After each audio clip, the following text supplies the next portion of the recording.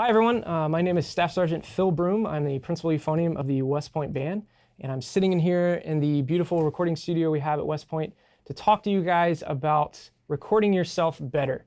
Whether you're a tuba player or a euphonium player, whether you're a student who's trying to record for a competition or an audition, or you're trying to put together a CD, I want to give you some techniques that will help you sound a little bit better and a little bit clearer on those recordings. I get a lot of questions about why do I not sound like me on my recordings? Why is it not clear enough? Why can't I hear enough articulation, whatever?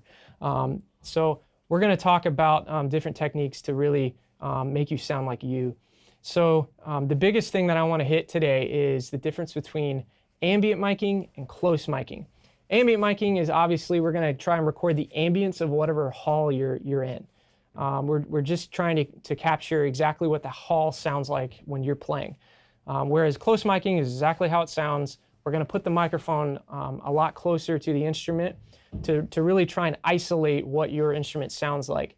And then later on in post-production, we can take those two techniques, because we've recorded them multi-track, hopefully, and we can mix those in together to create a really nice, clear sound that sounds like you and also has a nice ambience of whatever hall that you're in.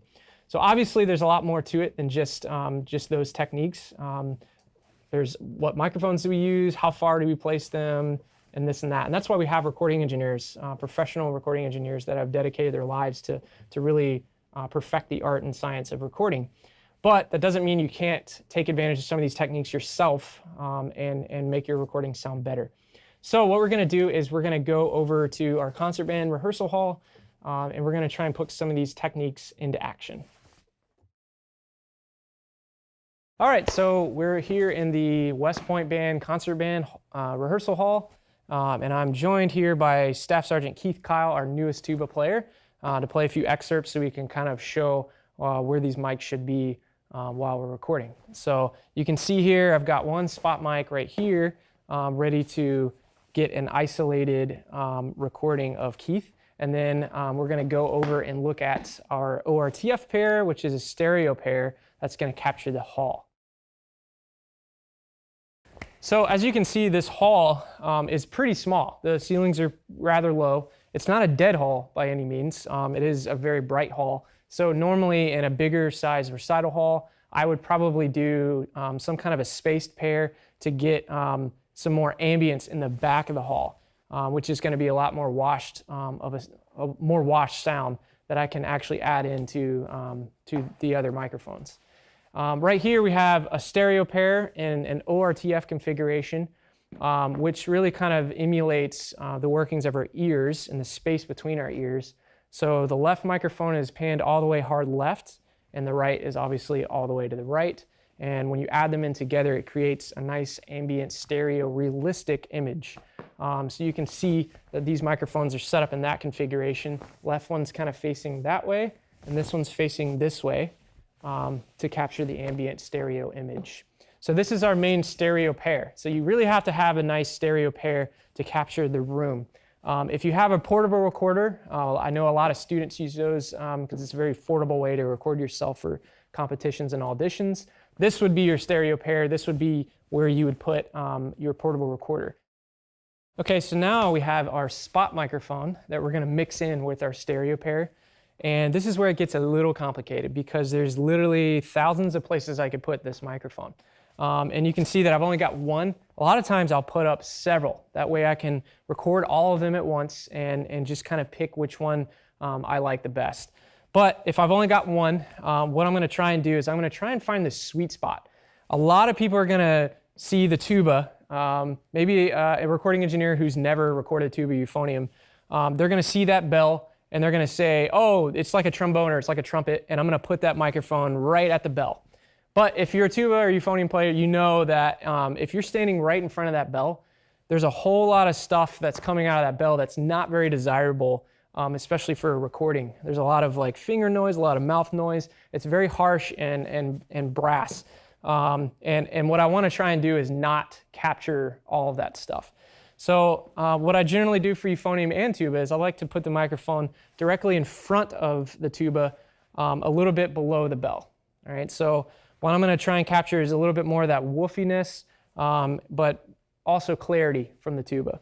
And so what I'll end up doing is I'll have Keith play a little bit, and I'm going to just kind of move around and try to figure out where that sweet spot is. So go ahead and play, Keith.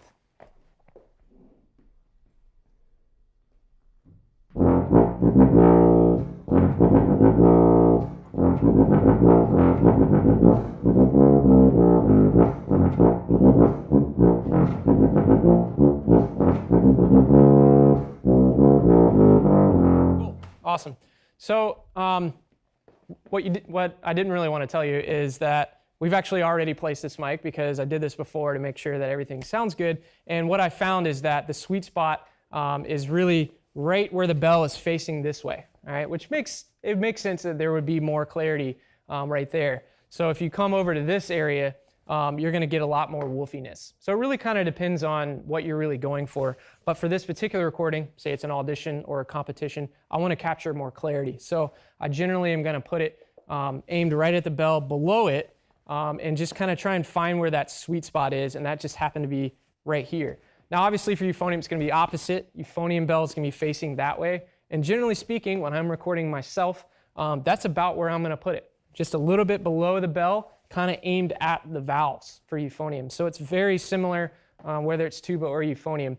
You can probably notice that tuba, I'm actually a little bit more on this side of that angle, whereas euphonium, I generally put the mic a little bit more in front of me. But because of the way the sweet spot is just kind of aiming this way, I just try to capture that. But the main concept is use your ears. Use your ears, try to figure out where that sweet spot is directly in front of the performer. So that's what I would use for a spot mic. All right, so thanks for tuning in. Thanks for watching. Thanks so much to Steve Darling at ITEA for giving me the invitation to make this video. Also, thanks to Staff Sergeant Keith Kyle for lending his tuba playing for the presentation. Also, check out my website at philipbroome.com if you have any questions or concerns when you're trying to make your recordings. I also have a lot of resources on this site. If you go to the audio engineering section, there's tons of resources on euphonium recording with examples and diagrams and all kinds of stuff for your perusal. So thanks for watching, and see you guys next time.